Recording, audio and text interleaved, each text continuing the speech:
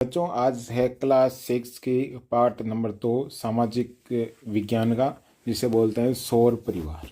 सौर परिवार क्या है उसके बारे में ठीक है हमने पिछली क्लास में भी पढ़ा था, लेकिन अब सौर परिवार की बात करें तो सौर परिवार होता क्या है। तो अब चलिए पढ़ते हैं, यहाँ से देख शुरू करते हैं। यहाँ से मेन पॉइंट सौर परिवार, चलिए पूरा पार्ट पढ़ेंगे स्टेप बाय स्टेप। ठीक है, तो सूर्य के चारों ओर केवल ग्रह ही भ्रमण नहीं करते। ऐसा नहीं कि सूर्य के चारों ओर सिर्फ ग्रह ग्रह करते हैं। ग्रह के अलावा बहुत सारे पिंड होते हैं।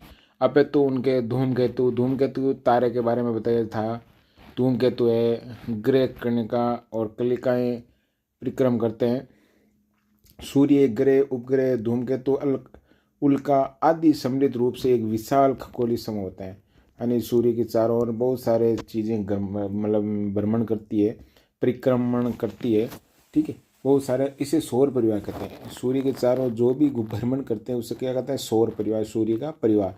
और सौर जगत, जिसे सौर जगत कहते हैं, इन सभी खगोलीय पिंडों में सूर्य अधिक महत्वपूर्ण है। सबसे अधिक महत्वपूर्ण कौन है? सूर्य।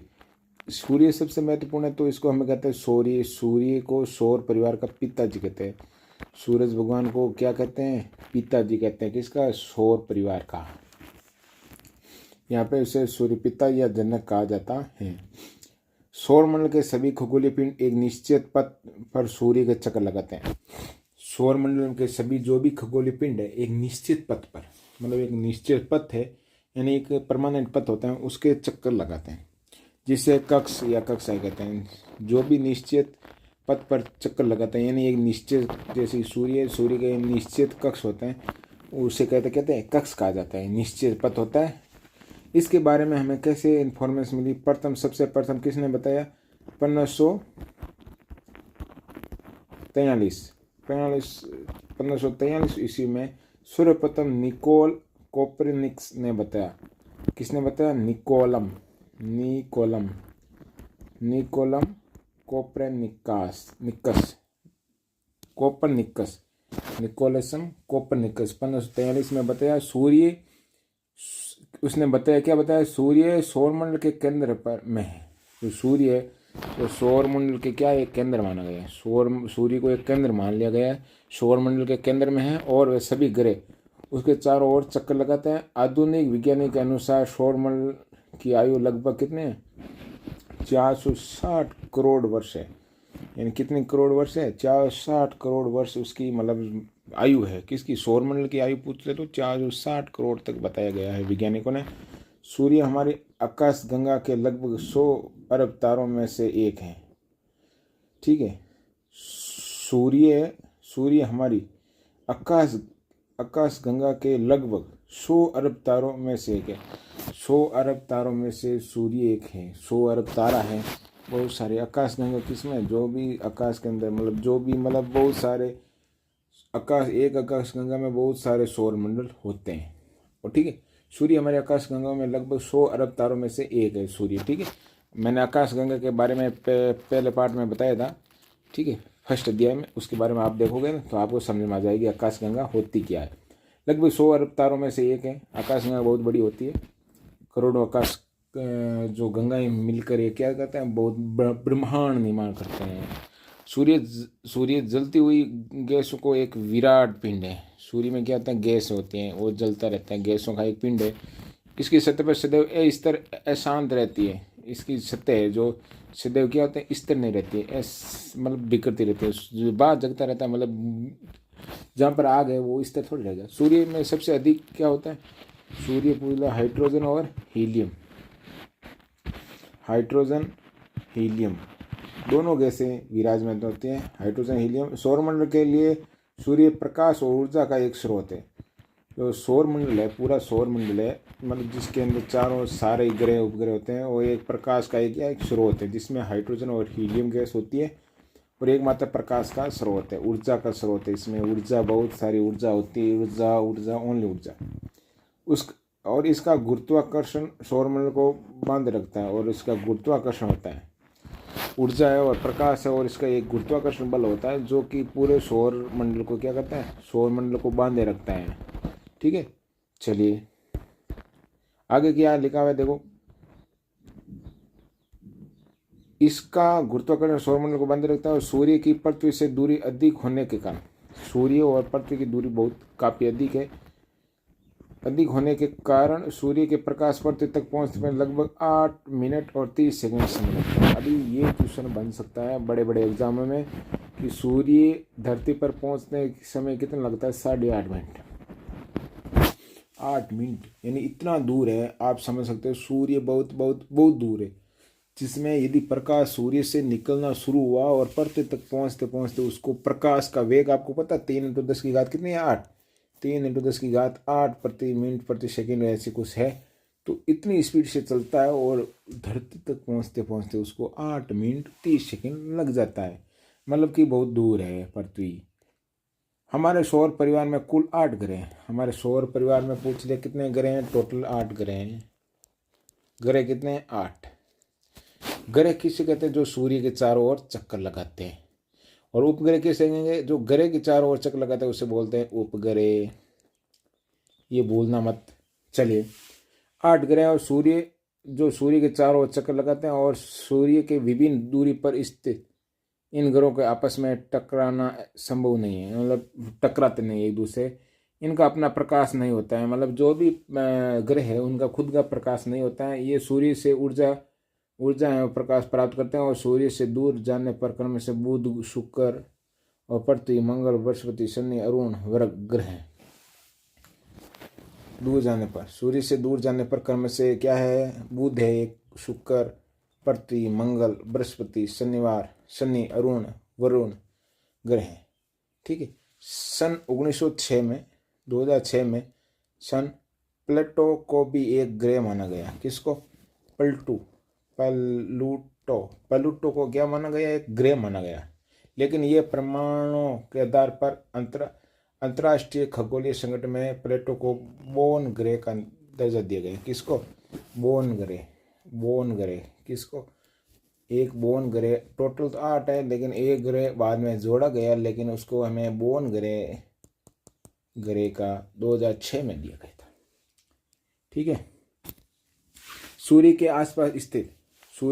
पास स्थित कौन है, बुध है, शुक्र है, पृथ्वी है, मंगल ग्रह को आंतरिक और धरातलीय ग्रह भी कहा जाता है। आंतरिक यानी पास वाला, और धरातलीय किसी कह सकें, एक बुध है, एक है शुक्र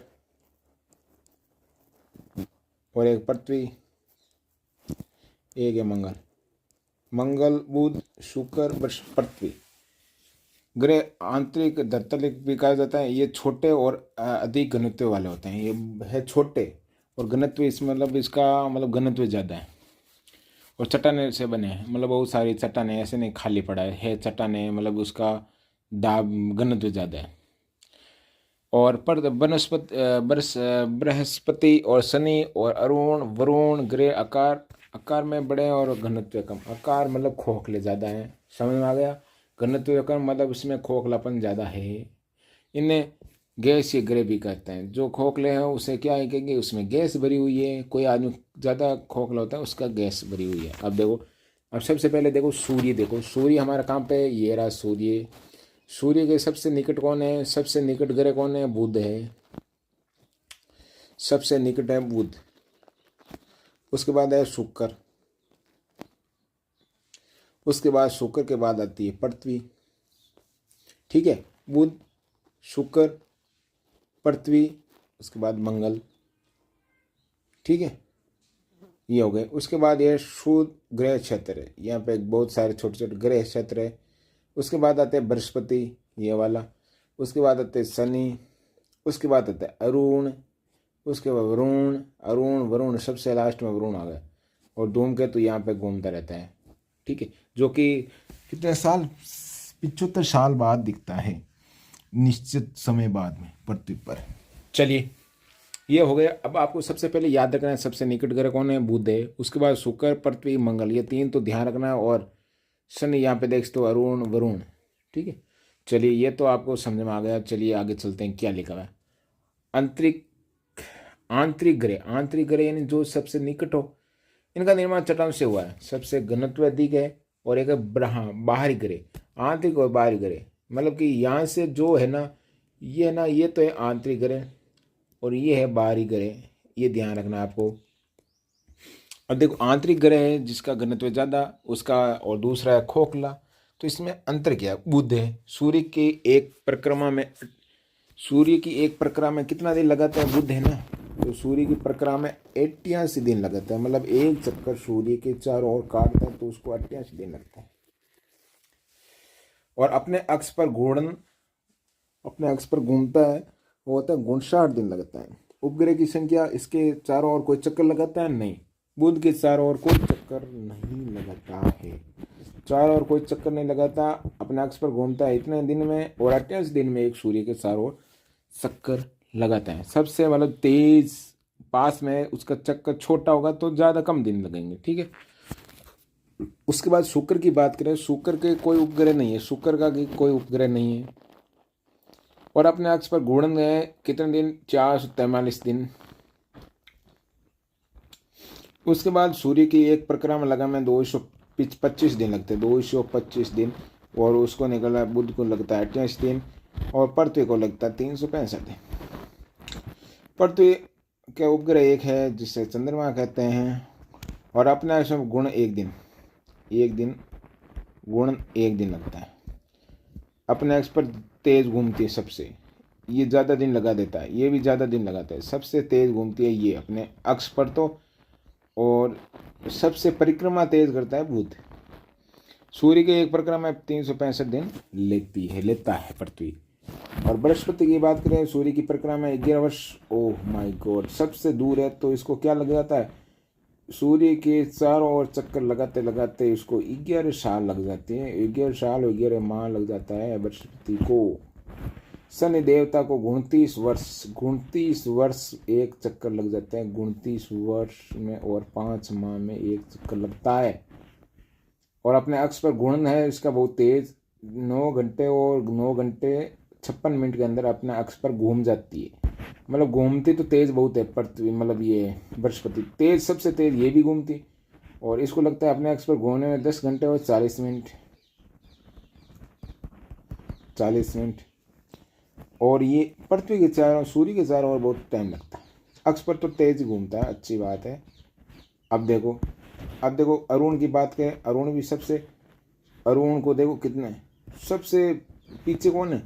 वरुण, जो कि पृथ्वी से, सूर्य से सबसे दूर है तो सबसे ज़्यादा टाइम लगा, 164 वर्ष लगेंगे।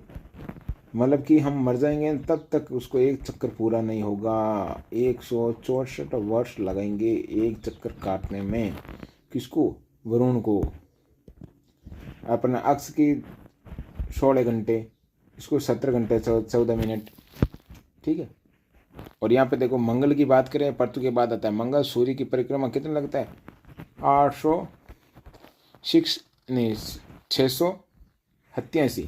687 दिन लग जाते हैं, मतलब पृथ्वी से ज़्यादा दिन ले लेगा। अपने अक्ष पर गुण एक दिन, इनका गुण एक दिन ही है, ये दोनों सेम ही गुण करती है। लेकिन पृथ्वी है जो सूर्य के थोड़े पास है तो 365 दिन लगते हैं, और ये दूर है तो 300 दुगुना हो गया, 683, ठीक है। अब सबसे बात पूछा जाए, नॉर्मल बात करते हैं, तो सबसे ज़्यादा अपने अक्ष पर तेज कौन घूमता है?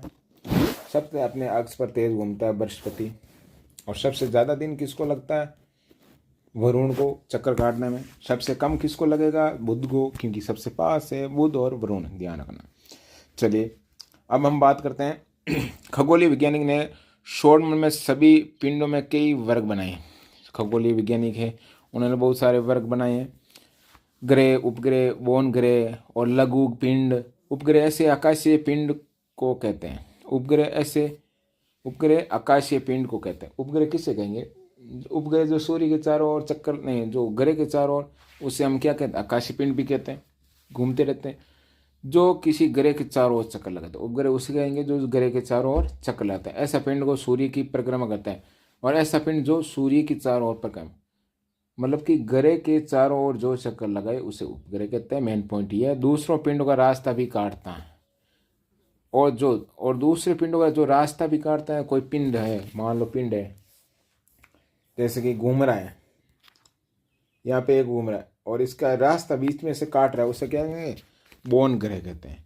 प्लेटो, एरिस, सेरिस आदि बोन ग्रह। प्लेटो, प्लूटो और एरिस, सेरिस आदि बोन ग्रह के उदाहरण हैं। ग्रह तो 8 ही है, लेकिन दूसरे सूर्य की परिक्रमा करने वाले सौरमंडल के बाकी सभी छोटे छोटे पिंड जैसे क्षुद्र ग्रह, उल्का पिंड, वरुण के पार पार पाए जाने वाले, वरुण से जो दूर है, वरुण लास्ट ग्रह मतलब सूर्य के पास, उसके बाद जो भी आगे है ना अनजाने पिंड, सौरमंडल आने वाले धूमकेतु आदि लघु पिंड कहा जाता है। जो सूर्य वरुण से जो सबसे पीछे है, वरुण से जो और पीछे दूर है, उनको सब वो क्या कहते हैं, लघु पिंड कहते हैं। वो लघु यानी बहुत लघु यानी छोटा, लघु पिंड कहते हैं। पृथ्वी और इसके परिमंडल। अब हम पढ़ेंगे पृथ्वी और इसके परिमंडल के बारे में। ठीक है।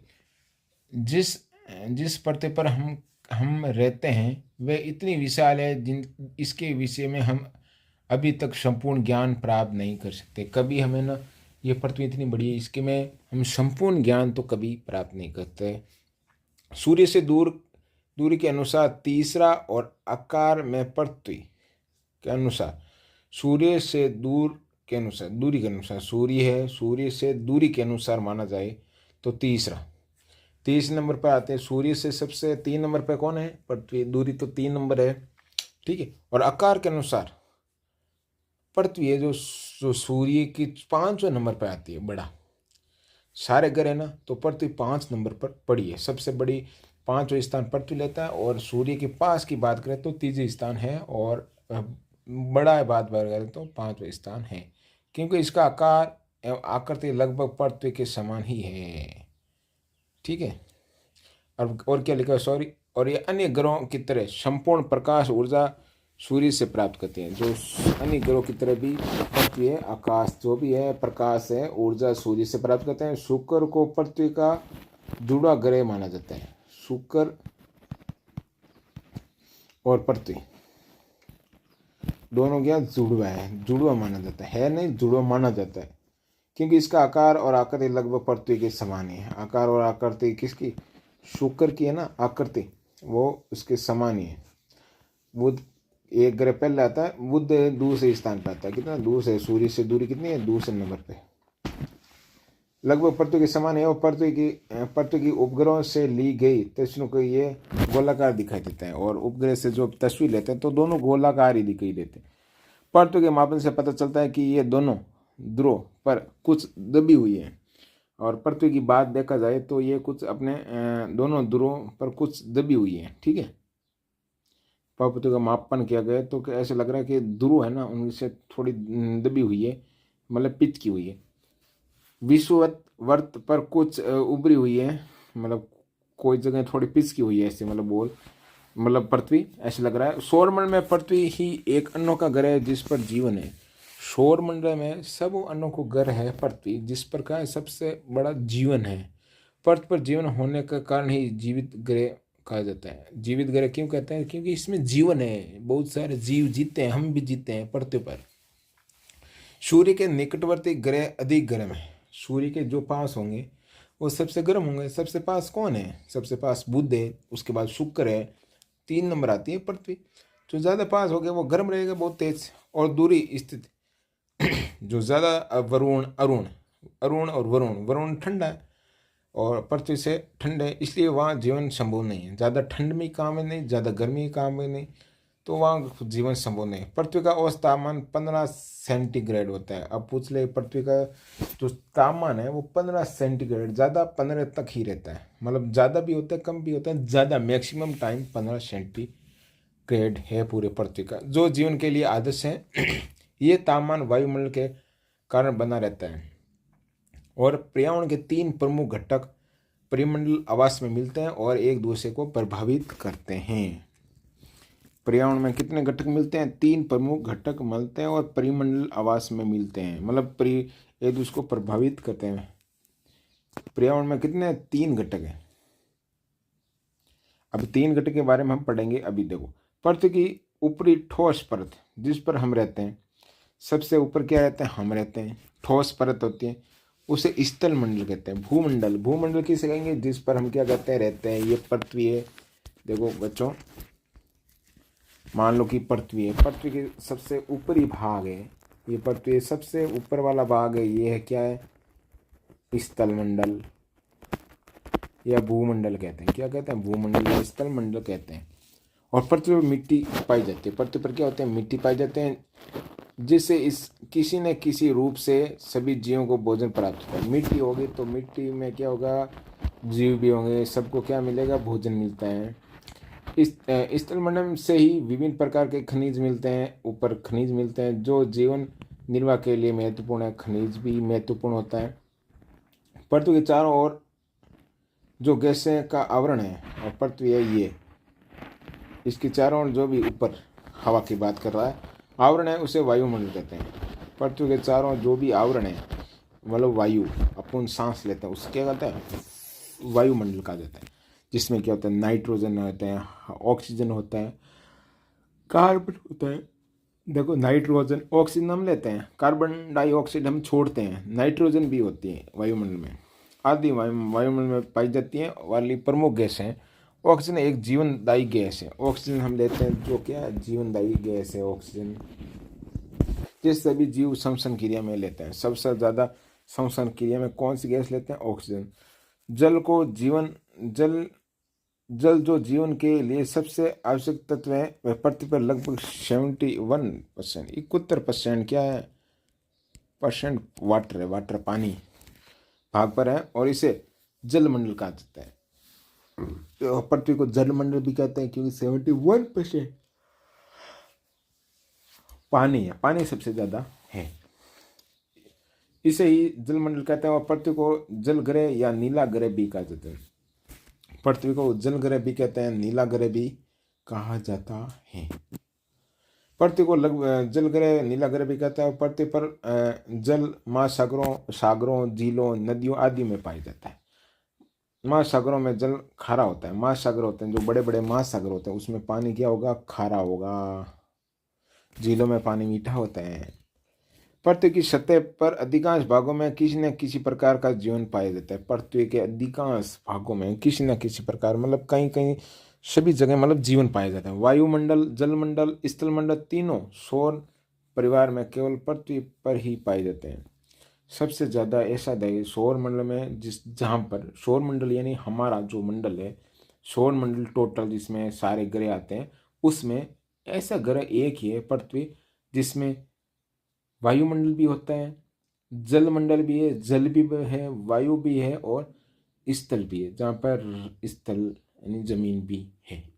तीनों सौर परिवार केवल पृथ्वी पर ही पाए जाते हैं। इन तीनों मंडलों मिलने पर के कारण पृथ्वी के चौथे परिमंडल के रूप में जैव मंडल की उत्पत्ति होती है। तीनों मंडल जब मिलते हैं, स्थल मंडल, वायुमंडल और जल मंडल, तीनों मिलकर एक चौथे मंडल का निर्माण करते हैं, जिसे कहते हैं जैव मंडल की उत्पत्ति हुई है।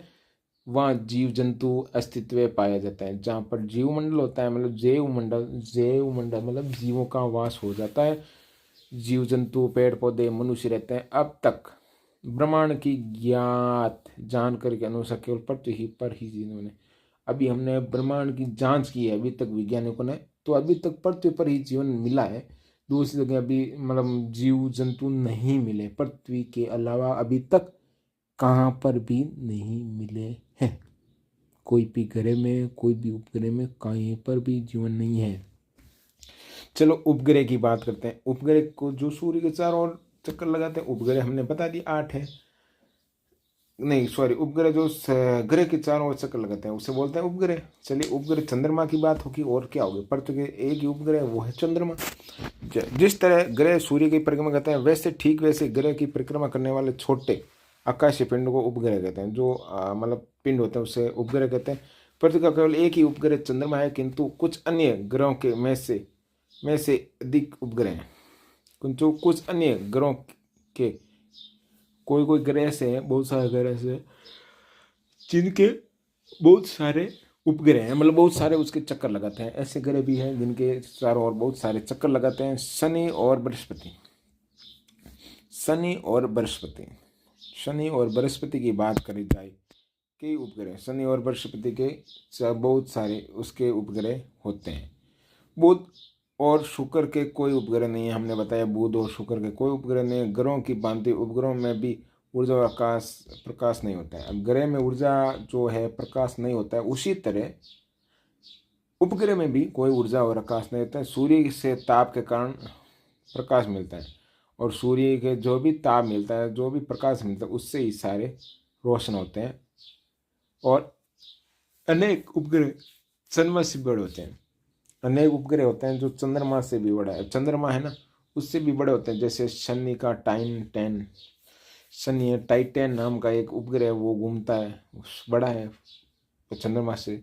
बृहस्पति का गेनीपिंड, मिंड, कैलिस्टो आदि।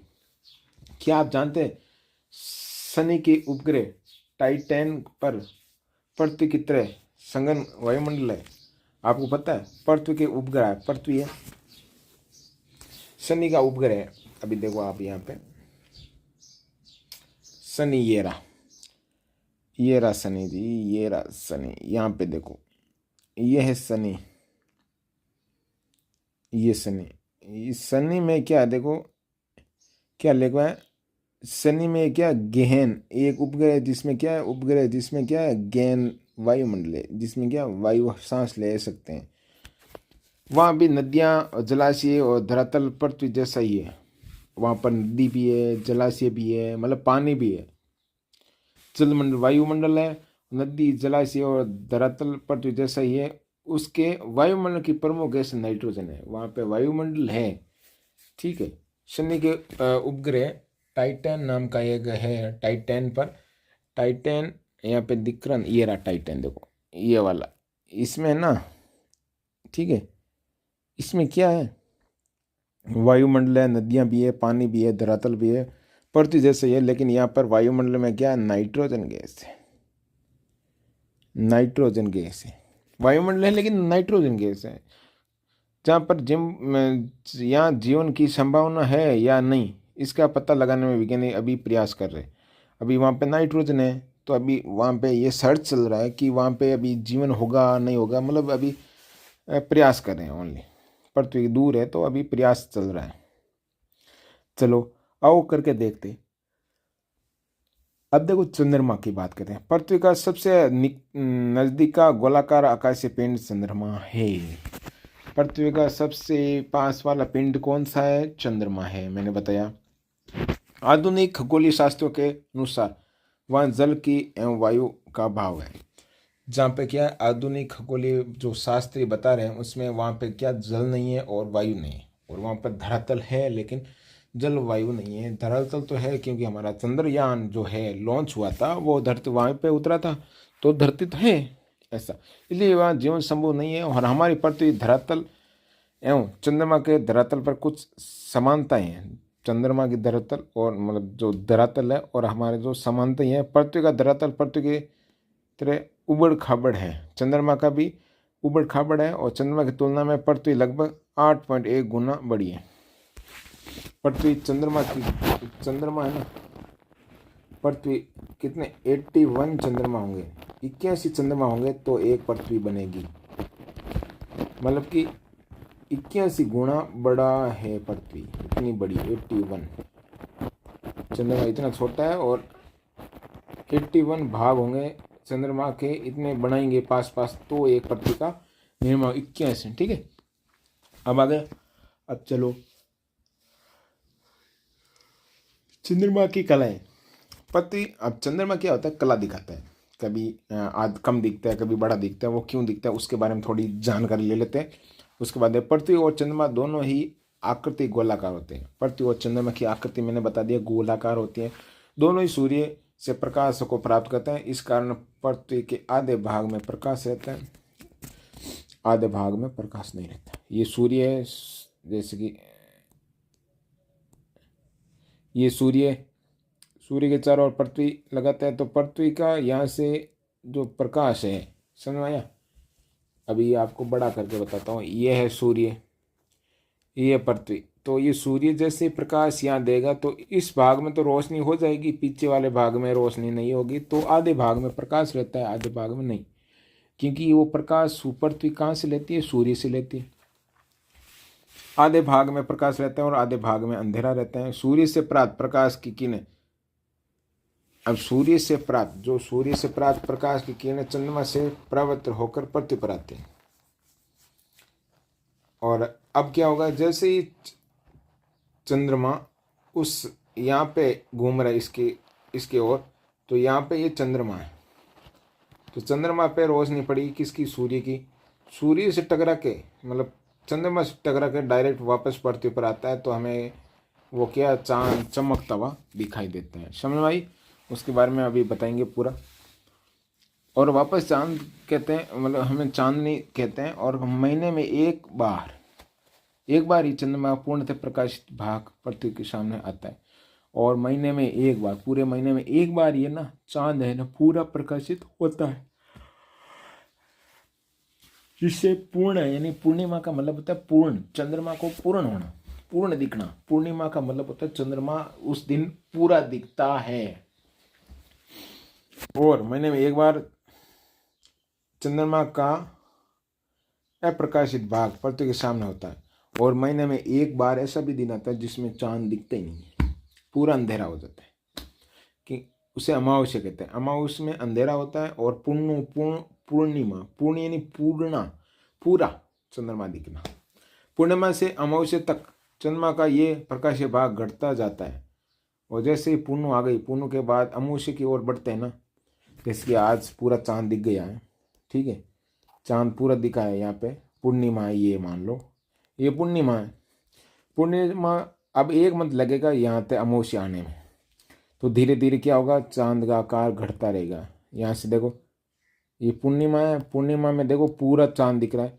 उसके बाद धीरे धीरे आधा आधा आधा आधा होके अमावस्या तक ये पूरा छिप जाते हैं। और वापस अमावस्या से पूर्णिमा की ओर आते हैं, तो धीरे धीरे पहले इतना चांद दिखता है, उसके बाद थोड़ा बड़ा दिखता है, उसके बाद और बड़ा दिखता है, और पूर्णिमा आते आते वापस बड़ा हो जाता है। इस चक्कर में क्या लगता है, एक मंथ लगता है पूरा वापस, मतलब एक मंथ में ये 15 दिन तक यहाँ हो जाता है, और 15 दिन यहाँ, मतलब 15 दिन लगते हैं।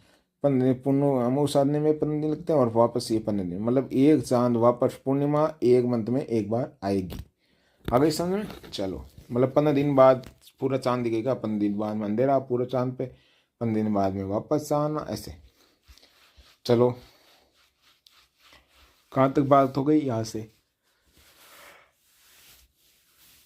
चंद्रमा की घटती और बढ़ती आकृतियों को चंद्रकलाएं कहा जाता है। जो चंद्रमा की जो कलाएं हैं वो चंद्रकलाएं कहते हैं।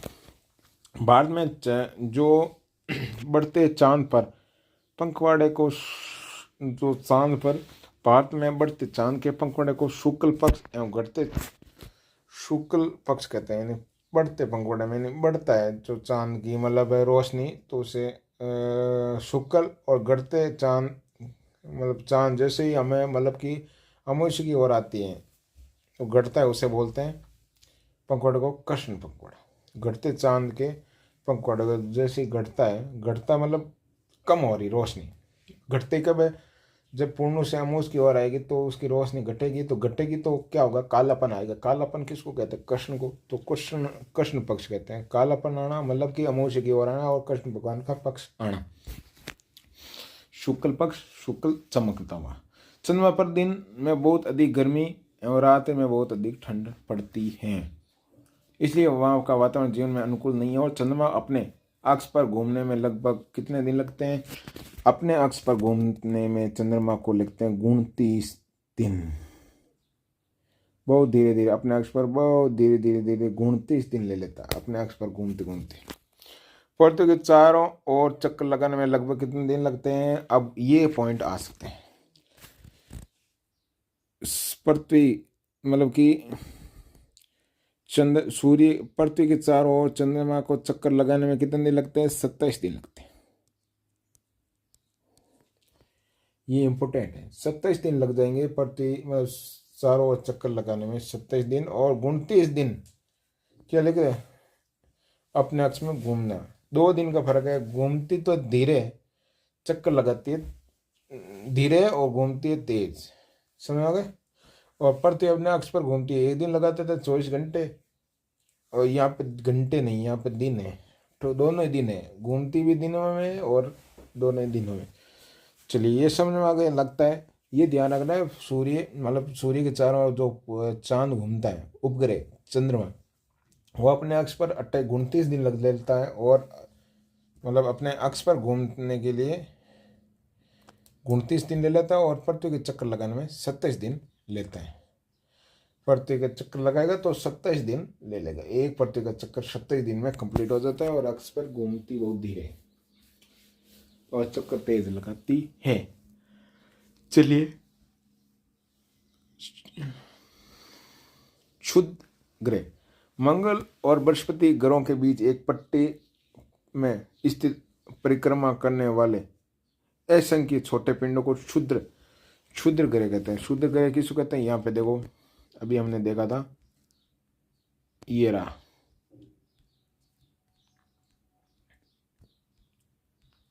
यहाँ पे देखो ये क्षुद्र ग्रह क्षेत्र। यहाँ पे देखो बहुत सारे पिंड हैं जो अपने गति करते हैं।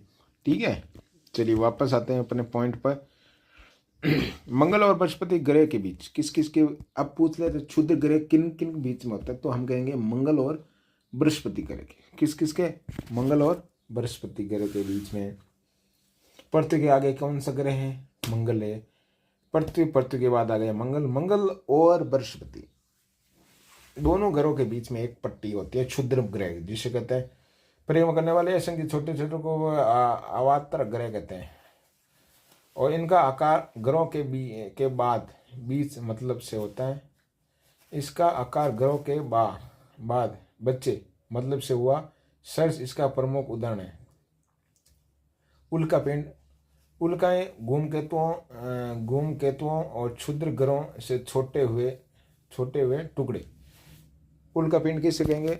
जो कि धूमकेतु क्षुद्र ग्रहों से टूटे हुए टुकड़े, जो भी टूट जाते हैं, मतलब ये क्षुद्र यहाँ पे ग्रह है, मतलब क्षुद्र ग्रह यहाँ पे छोटे छोटे ग्रह होते हैं, उसमें क्या होता है भाग टूट जाते हैं, घूमते घूमते टूट जाते हैं, जो पृथ्वी के गुरुत्वाकर्षण से धरती की ओर खींच जाते हैं। मतलब ये ग्रह घूमते हैं, घूमते घूमते क्या होता है, कभी कभी क्या होता है क्षतिग्रस्त हो जाता है और वो टूट जाता है। टुकड़ा जैसे टूटा वो उल्का पिंड बन जाता है। उल्का पिंड क्षुद्र ग्रह से टूटा और उल्का पिंड बन गया, और वो किसके आकर्षण के? गुरुत्वाकर्षण होता है पृथ्वी की ओर। तो गुरुत्वाकर्षण के कारण पृथ्वी की ओर मार्ग में वायुमंडल से घर्षण के कारण ये जलने लगते हैं, और जैसे ही पृथ्वी की ओर आएंगे तो वहाँ पर क्या होगा? मार्ग में क्या आएगा? वायुमंडल आएगा। वायुमंडल से क्या होता है? उसका स्पीड से आता है तो घर्षण होगा। घर्षण के कारण कोई चीज़ घर्षित होती है तो उसमें जलन हो जाती है, जलने लगता है और नष्ट हो जाते हैं। वायुमंडल में घर्षण के समय ये चमकीले रेखा के रूप में दिखाई देते। जैसे ही घर्षण हुआ तो वह चमकीले दिखेंगे, और कभी कभी वो जलते जलते बीच में नष्ट हो जाते हैं, और कभी कभी क्या वो पृथ्वी पर भी गिर जाते हैं। कभी कभी अपना आकार थोड़ा सा मतलब जो आ रहे हैं वो थोड़ी दिशा चेंज होते तो हमारे पृथ्वी पर कोई नुकसान नहीं करता, दिखाई देते हैं, जिन्हें हमें टूट और रूप में दिखाई देते हैं, जिन्हें हमें टूटे तारे कहते हैं।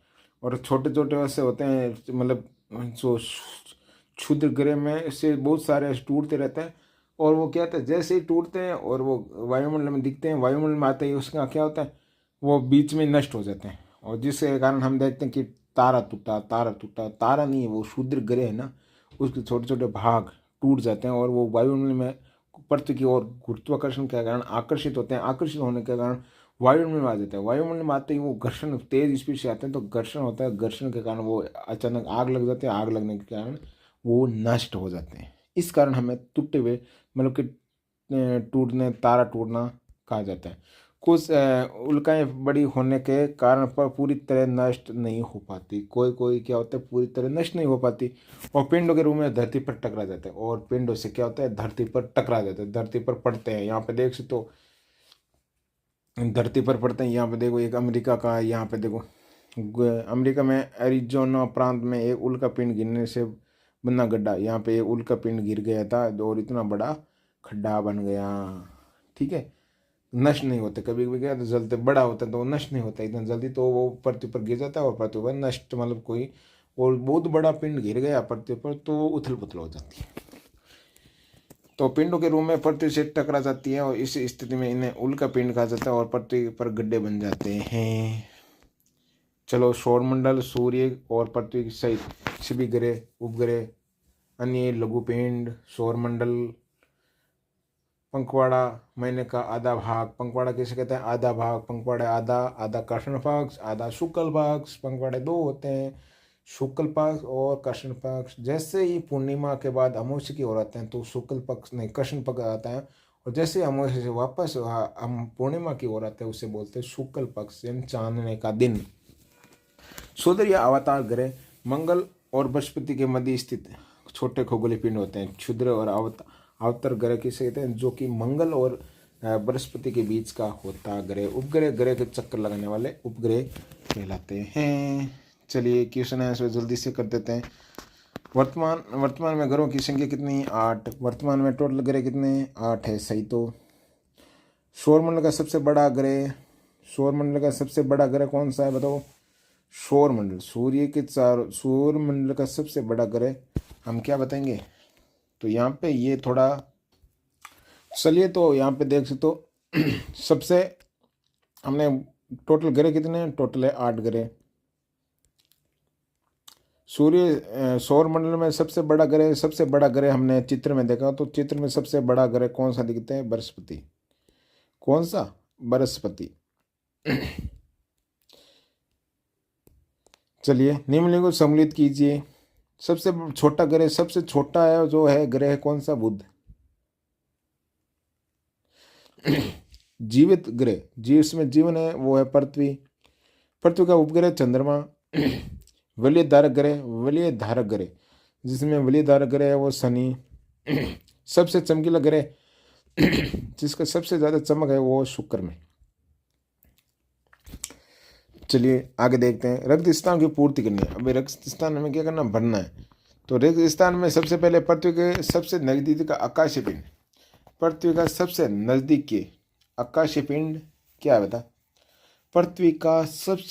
पृथ्वी सबसे नजदीकी आकाशीय पिंड कौन सा है? जो पृथ्वी है, ये पृथ्वी है, सबसे पास में कौन है? सूर्य। आकाशीय पिंड, आकाशीय पिंड किसे कहते हैं? जो कि चमकते हैं। तो सबसे नजदीक आकाश पिंड है पृथ्वी। सूर्य। पृथ्वी सौर परिवार का कितना बड़ा नंबर? 5वां बड़ा ग्रह है। और पृथ्वी के चारों ओर जो गैसें का आवरण होता है उसे क्या कहते हैं? वायुमंडल। और ग्रहों की परिक्रमा करने वाले छोटे आकाशीय पिंडों को, ग्रहों की परिक्रमा करने वाले को क्या कहते हैं? उपग्रह। चलिए देखते हैं। सही है, वायुमंडल उपग्रह। अब देखो अगला क्वेश्चन क्या है? सौरमंडल सभी ग्रहों को क्रम से नाम बताएं, नाम लिखना है। सौरमंडल का सबसे पास वाला ग्रह कौन है? बुध है। उसके बाद शुक्र है, उसके बाद पृथ्वी है, उसके बाद मंगल है, बृहस्पति, शनि, अरुण, वरुण। सबसे लास्ट में वरुण है और सबसे पहले बुध है और पृथ्वी है जो तीसरे नंबर पे है। ठीक है। और आकार के अंदर ये 5वें स्थान पे है। कितने स्थान पे? 5वें स्थान पे आकार के अनुसार। चलिए अगला क्वेश्चन है। पृथ्वी किन 2 ग्रहों के बीच में स्थित है? पृथ्वी किन 2 ग्रहों के बीच है? पृथ्वी, ये रहा पृथ्वी, तो 2 ग्रह है शुक्र और मंगल। शुक्र और मंगल ग्रह के बीच में। कभी ध्यान रखना यहाँ पे सबसे पहले आएगा शुक्र और मंगल। कभी पूछ लिया किस में है तो हम कहेंगे शुक्र और मंगल ग्रह के बीच में स्थित है। ठीक है। और मंगल और बृहस्पति के बीच में एक वो हमारी सारे जो खगोलीय पिंड होते हैं वो स्थित होते हैं। चलिए, चंद्रमा पर जीवन क्यों नहीं पाया जाता? चंद्रमा पे क्या है? हाँ, चंद्रमा पर धरती है लेकिन वायुमंडल नहीं है। क्या नहीं है? वायुमंडल नहीं है। आधुनिक खगोलीय शास्त्रियों की खोज से पता चला कि चंद्रमा जल और वायु का अभाव है, इसे जीवन संभव नहीं है। जल और वायु में वायुमंडल नहीं होगा तो, और जल नहीं होगा तो जीवन संभव नहीं है।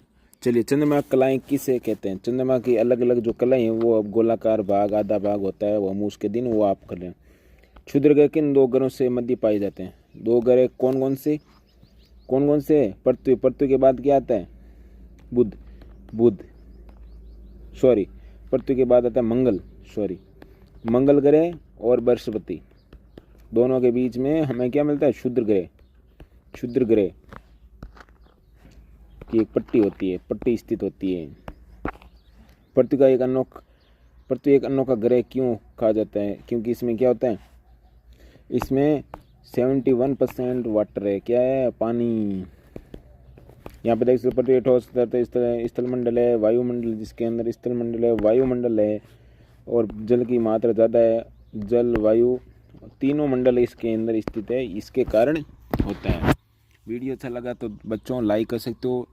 Thank you. और यदि कभी कभी क्या होता है मैं बोल नहीं सही पा मतलब कि अटक जाता हूँ ना, तो आप समझ जाना, ठीक है। कभी कभी बोलता हूँ ना, जैसे कोई शब्द सही नहीं बोल पा रहा हूँ तो कभी कभी क्या अटक जाता हूँ। इस वीडियो के लिए बस इतना ही। Thank you.